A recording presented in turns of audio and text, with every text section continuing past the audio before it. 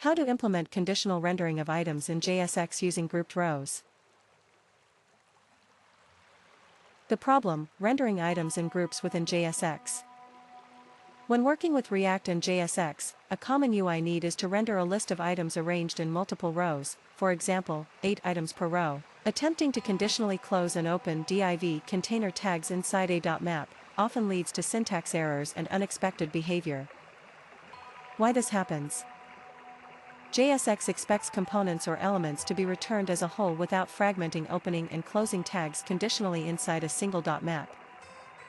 Using plain HTML class instead of class name causes React to throw warnings or errors. Each element inside iteration must have a unique key prop, used internally by React for efficient re-rendering.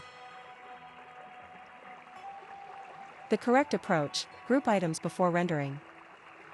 Instead of trying to insert closing and opening div tags conditionally inside the .map, you should split the input array into chunks representing rows.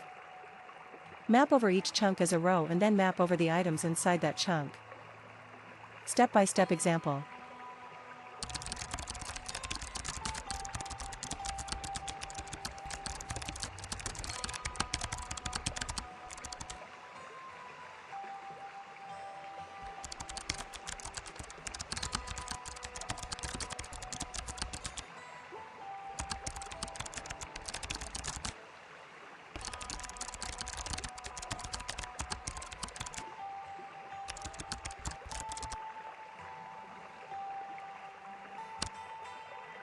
Key points. The outer .map renders each row wrapped in a div class name equals usage row. The inner .map renders each CPU item inside that row. Use class name instead of class to comply with JSX syntax. Provide a unique key on each mapped element to help React keep track. Summary.